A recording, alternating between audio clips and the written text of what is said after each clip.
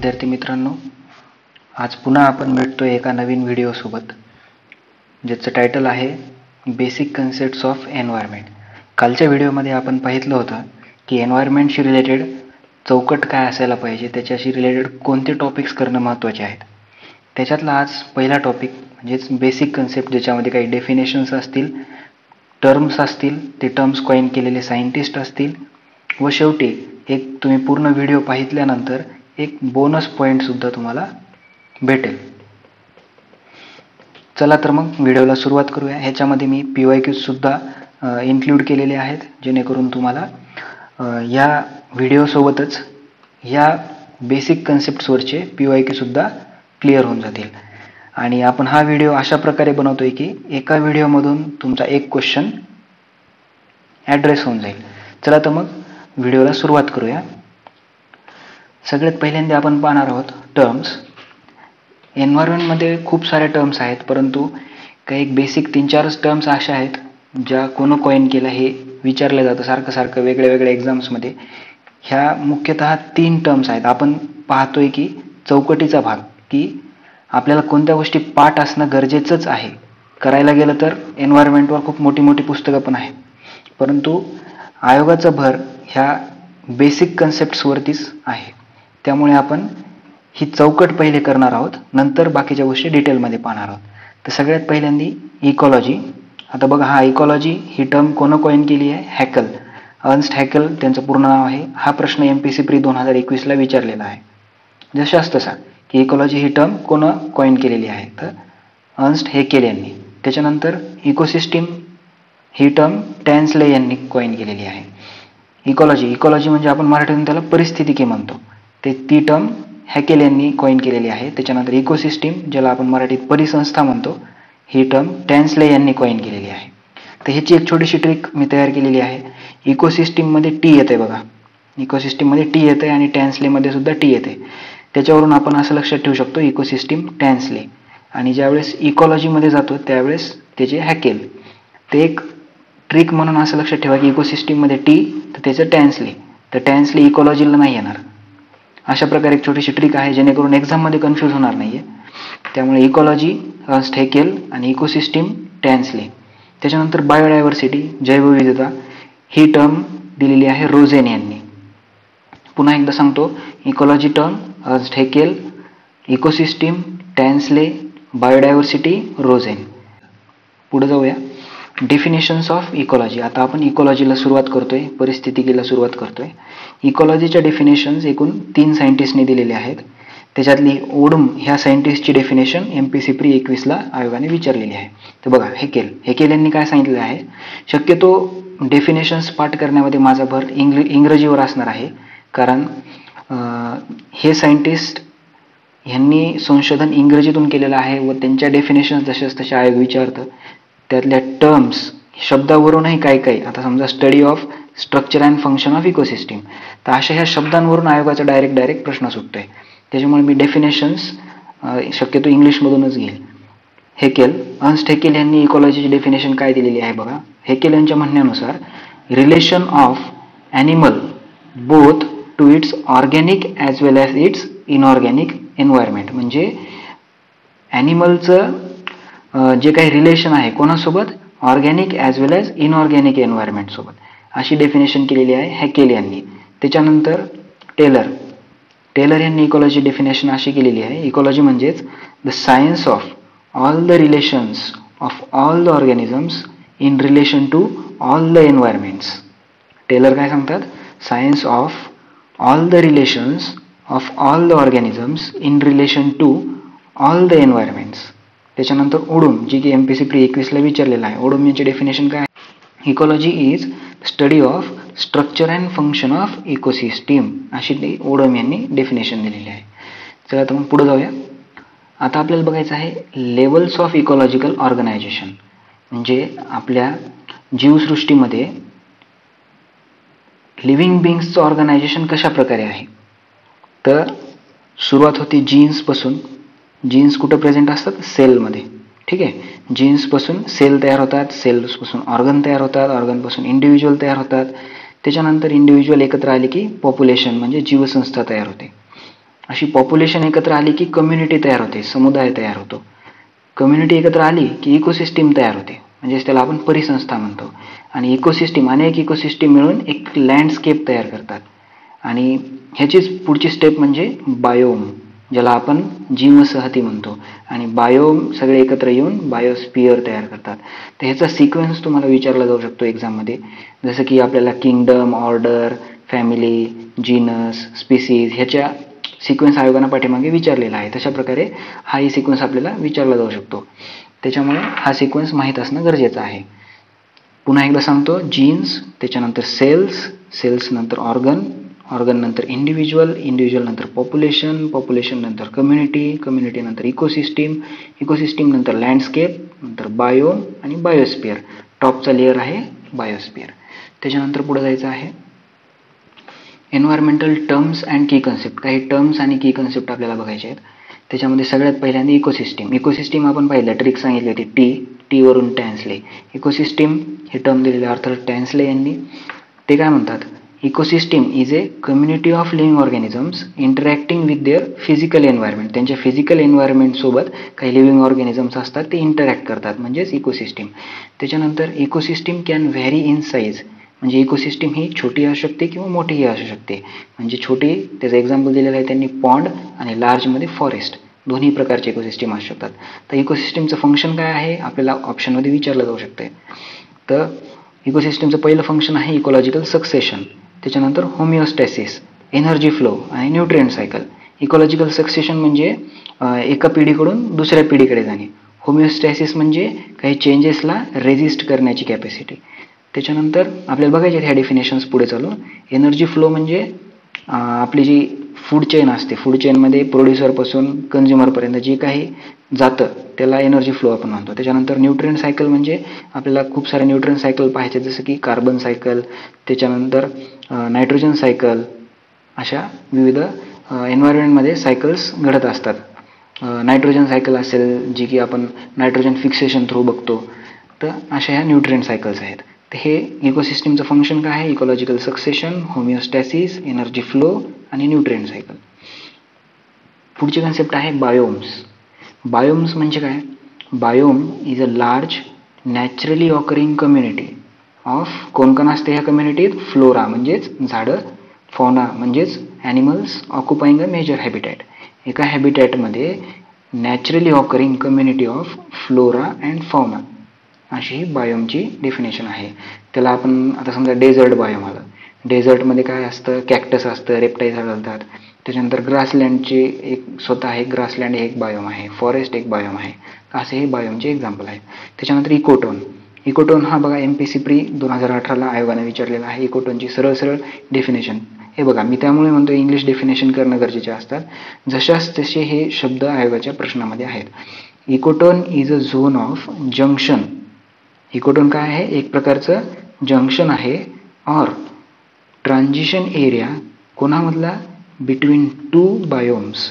आत्ताच आपण बायोम्स पाहितले, तर अशा दोन बायोम्स मधला जे काही ट्रान्झिशन एरिया असेल त्याला आपण इकोटोन झोन असे म्हणतो. इट मे बी नॅरो, हा इकोटोन झोन नॅरो असू शकतो किंवा वाईडही असू शकतो. आता नॅरो कुठे असेल, ग्रासलँड अँड फॉरेस्टमध्ये, आणि वाईड कुठे असेल, बिटवीन फॉरेस्ट अँड डेझर्ट. बरोबर आहे ना. फॉरेस्टमधलं बायोम पूर्ण वेगळं असेल, जिथं उंच उंच झाडं असतील, वेगवेगळ्या प्रकारचे ॲनिमल्स असतील पाण्यातले, झाडावरचे. त्याच्यानंतर डेझर्ट जर पाहितलं तर तिथं अचानकच वेगळी इकोसिस्टीम असणार आहे, रेप्टाईल्स असणार आहेत, कॅक्टस असणार आहे, आणि ह्यांच्यामध्ये जे काही इकोटोन असणार आहे तो वाईड असणार आहे. ठीक आहे, ट्रान्झिशन एरिया यांच्यामधला. त्याच्यानंतर पुढचा पॉईंट आहे, the organisms which primarily or predominantly occur in this zone are called as edge species. म्हणजे ह्या इकोटोनमध्ये म्हणजे ट्रान्झिशन झोनमध्ये ज्या कोणत्या स्पीसीज आढळतात त्यांना आपण एज स्पीसीज असे म्हणतो. एज म्हणजे काठावरच्या स्पीसीज. MPSC प्री 2018चा प्रश्न. चला पुढे जाऊया. बायोस्पियर. बायोस्पियरची डेफिनेशन काय आहे, biosphere is biological component of earth which includes lithosphere, hydrosphere, atmosphere. म्हणजे आपण पाहतो पृथ्वीचं क्लासिफिकेशन कशात करतो, लिथोस्पियर म्हणजे सगळं जमीन आली आपली, त्याच्यानंतर हायड्रोस्पियर म्हणजे पाण्याचा भूभाग आला सगळा, त्याच्यानंतर ॲटमॉस्पियर म्हणजे सगळे वायुमंडलाला. ह्या सगळ्यांना मिळून आपण बायोस्फिअर असं म्हणतो. त्याच्यानंतर biosphere is absent at extremes of north and south poles. म्हणजे आपली पृथ्वी जी आहे ह्याच्या एक्स्ट्रीम्स ऑफ नॉर्थ पोल आणि साऊथ पोलवरती. त्याच्यानंतर हायेस्ट ऑफ माउंटेन्सवरती, माउंटेन्सच्या एकदम वरच्या भागात. डीपेस्ट ऑफ ओशन्स म्हणजे समुद्राच्या एकदम खोलीवर. म्हणजे हे सगळे ठिकाणं जर पाहितले, हे किंवा हे किंवा हे पोल्सवर असतील, समुद्राच्या खोलीत असतील, डोंगरांच्या वर असतील, हे एक्स्ट्रीम क्लायमेट आहे. अशा एक्स्ट्रीम क्लायमेटमध्ये बायोस्फिअर आढळत नाही. Biosphere is absent. हे झालं बायोस्फिअर. त्याच्यानंतर होमिओस्टॅसिस. होमिओस्टॅसिस म्हणजे काय, आपण आताच पाहिलं होतं फंक्शन ऑफ इकोसिस्टीममध्ये. होमिओस्टॅसिस म्हणजे टेंडन्सी, अशी tendency of biological system to resist changes. Changes होण्यापासून रेजिस्ट करणे म्हणजे होमिओस्टॅसिस. ठीक आहे, पुढे जाऊया. आता बघा, फूड चेन, फूड वेब आणि एनर्जी फ्लो रिलेटेड कन्सेप्ट आहेत. एक एक करून पाहूया. Food chain. फूड चेन म्हणजे काय, linear sequence of organisms through which nutrients and energy pass as one organism it's another. म्हणजे आपण पाहतो गवत, गवताला कोण खातं, हरिण खातो, हरणाला कोण खातं, वाघ. तर अशा प्रकारे ही फूड चेन आहे. ठीक आहे, आणि ह्याच्यात प्रत्येक स्टेपवरती एनर्जी ट्रान्सफर होते. ठीक आहे. Each level in a food chain is called as trophics. मी सांगितलं जे गवत, हरिण आणि वाघ, तर ही जी प्रत्येक लेवल आहे, ह्या प्रत्येक लेवलला ट्रॉपिक लेवल असे म्हणतात. ही झाली फूड चेन. ठीक आहे. फूड चेन नंतर फूड वेब. फूड वेब काय आहे, system of interlocking and interdependent food chains. म्हणजे फूड चेन्सच पण अशा इंटरडिपेंडंट, एक कॉम्प्लेक्स स्ट्रक्चर असणे. फूड चेन आपण पाहिलं एक सरळ रेष असते, ह्या लेअरवरून ह्या लेअरवर, ह्या लेअरवरून वरच्या लेअरवर असा. पण ह्याच्यात कॉम्प्लेक्स स्ट्रक्चर असते, हे मिक्स असतात फूड चेन, एकमेकांवर सगळे डिपेंडेंट असतात. तर अशा ह्याला फूड वेब म्हणतो आपण. System of interlocking and interdependent food chains. ठीक आहे. आणि हे काय सांगतं, फूड वेब सांगतं कॉम्प्लेक्सिटी ऑफ एनर्जी फ्लो. मी आता सांगितलं सगळ्या. आता फूड चेन आपण लिनियर बघतो, पण फूड वेबमध्ये अशा अनेक फूड चेन्स क्रॉसअप झालेले असतात. हे कॉम्प्लेक्स स्ट्रक्चर आहे ना, त्यामुळे कॉम्प्लेक्सिटी ऑफ एनर्जी फ्लो दर्शवतो फूड वेब. त्याच्यानंतर एनर्जी फ्लो. आता आपण खूप वेळची एनर्जी फ्लोबद्दल चर्चा करतोय, तर एनर्जी फ्लो म्हणजे काय ते पाहूया. Energy flow is a transfer of energy through a food chain from primary producers to various consumer. आता मी जे एक्झाम्पल सांगितलं, आपलं गवत, त्याच्यानंतर हरिण असेल आणि त्याच्यानंतर वाघ असेल. ठीक आहे. हे झाले आपले प्रायमरी प्रोड्युसर आणि हे दोघं झाले कन्झ्युमर. ठीक आहे. तर ह्या लेवलमधून हरिण गवताला खातोय, म्हणजेच काय करतोय, तर इथून एनर्जी ट्रान्सफर होते वरती. आणि हरणाला वाघ खातोय, म्हणजे इथून एनर्जी ट्रान्सफर होते वरती. काहीतरी जे ट्रान्सफर होते ती एनर्जी ट्रान्सफर होते, त्याला आपण एनर्जी फ्लो असे म्हणतो. आता ह्या पूर्ण प्रोसेसमध्ये फक्त 10% एनर्जी पुढं ढकलली जाते. ठीक आहे. ह्याला आपण 10% रूल असे म्हणतो. Only about 10% of energy is transferred from one trophic level to next. एका ट्रॉपिक लेवलवरून दुसऱ्या ट्रॉपिक लेवलवर फक्त 10%च एनर्जी जाते. आता ह्याचं कारण काय असेल बरं? ह्याचं कारण असं आहे की हरिण ज्यावेळेस गवताला खातोय त्यावेळेस तो रेस्पिरेशन पण करतोय, श्वसन करतोय, त्याच्या पोटामध्ये पूर्ण मेटाबॉलिझम होतंय, पचवण्याची क्रिया होतीये, त्याची जे काही चलण्यात पळण्यात एनर्जी जाते ती एनर्जी लॉस्ट होते. तर इथून जी त्यानं एनर्जी घेतलेली आहे, जेव्हा त्याला वाघ खाईल तेव्हा ती 10%च एनर्जी पुढे जाईल. ठीक आहे. अशा प्रकारे आहे एनर्जी फ्लो. इथं लक्षात ठेवायचा आकडा हा 10% रूलचा. त्याच्यानंतर पुढची कन्सेप्ट आहे कीस्टोन स्पीसीज. कीस्टोन स्पीसीज हा क्वेश्चन ॲक्च्युली विचारलेला आहे आयोगाने. MPSC प्री 23लाच हा क्वेश्चन आलेला आहे कीस्टोन स्पीसीजवरती. कीस्टोन स्पीसीज काय डेफिनेशन आहे बघा. कीस्टोन स्पीसीज म्हणजे species on which other species in an ecosystem largely depend. अशा स्पीसीज ज्याच्यावरती पूर्ण इकोसिस्टीमवरच्या स्पीसीज डिपेंड असतात. सच दॅट कशा प्रकारे, इफ इट वेअर रिमूव्ड म्हणजे ही स्पीसीज जर नष्ट झाली तर ecosystem would change drastically. Ecosystem काय होईल, ड्रास्टिकली चेंज होऊन जाईल. ठीक आहे. त्याचं एक एक्झाम्पल आहे sea otters which control sea urchin population. त्याच्यानंतर wolves in Yellowstone National Park which manage prey population. म्हणजे वुल्स जर तुम्ही संपवले तर प्रे पॉप्युलेशन वाढेल, किंवा सी ऑटर्स जर संपवले तर सी अर्चिनची पॉप्युलेशन वाढून जाईल. ठीक आहे. म्हणजे एक घटक एन्व्हायरमेंटमधला संपल्यानंतर दुसऱ्या घटकाची वाढ होते किंवा एन्व्हायरमेंटवर ह्याचा एक इम्पॅक्ट पडला काहीतरी. म्हणजेच ही स्पीसीज जी सी ऑटर्स, ही एक्झाम्पलमध्ये आपण घेतलेली ही स्पीसीज काय आहे, कीस्टोन स्पीसीज आहे. हाच प्रश्न MPSC प्री 23ला विचारलेला आहे. त्याच्यानंतर पुढचा पॉईंट आहे कार्बन फुटप्रिंट. कार्बन फुटप्रिंट म्हणजे काय, total amount of green house gases including carbon dioxide and methane that are generated by our actions. आपल्या ज्या काही ॲक्शन्स आहेत, इंडस्ट्री असेल किंवा गाड्यांमधून होणारं पोल्युशन असेल, ह्या सगळ्यांमधून जो कार्बन डायऑक्साईड तयार होते किंवा मिथेन गॅस तयार होतोय वेगळ्या वेगळ्या प्रोसेसेसमधून, हा एन्व्हायरमेंटमध्ये डायरेक्ट चालला जातो as a green house gases. त्याच्यामुळे the total amount of green house gases generated by our actions, त्यालाच आपण कार्बन फुटप्रिंट म्हणतो. ठीक आहे. It is typically measured in equivalent tons of CO2. हे कशामध्ये मोजलं जाते, carbon footprint equivalent tons of CO2 मध्ये. ठीक आहे, चला पुढे जाऊया. आणि आपलं खरंच मी अभिनंदन करू इच्छितो जर तुम्ही इथपर्यंत व्हिडिओमध्ये टिकून असाल तर. ह्यासाठी तुम्हाला एक मी रिवॉर्ड पॉईंट देणार आहे. ठीक आहे, बघूया रिवॉर्ड पॉईंट काय आहे. तर ecological pyramid. Ecological pyramid MPSC pre 23ला प्रश्न विचारलेला आहे I1. आणि हा प्रश्न आपल्याला खूप सुंदर प्रकारे दर्शवतो की तुम्हाला वाचणं काय गरजेचं आहे, चौकट काय असणं आवश्यक आहे. कारण आपण एखादी गोष्ट घेतो आणि ती खूप डिटेलमध्ये वाचत जातो. आणि I1 इथं बघा सरळ सरळ विचारलेलं आहे की इकॉलॉजिकल पिरॅमिड्सचे प्रकार कोणते, बस. आणि आपण हे फार डिटेलमध्ये करतो. इकॉलॉजिकल पिरॅमिड्समध्ये त्याचे डेफिनेशन करतो, एक्झाम्पल्स करतो, कुठं आढळते ते करतो, सगळ्या गोष्टी करतो. पण आयोग प्रश्न कुठं विचारतो बघा. आणि आपण अशा सोप्या गोष्टीत, म्हणजे एखाद्या शेळीबद्दल आपण सगळी माहिती घेतो, त्याची जात कोणती आहे, ते दूध किती देते, काय देते, किती देते, तिचं वजन किती आहे, काय. आणि नेमकं जर समोर शेळी आणि मेंढी उभी केली तर तुम्हाला ते डिफरन्शिएट सुद्धा करता येत नाही, नेमकं बेसिक. तर अशा प्रकारे एक चौकट तुमची आधी क्लिअर पाहिजे.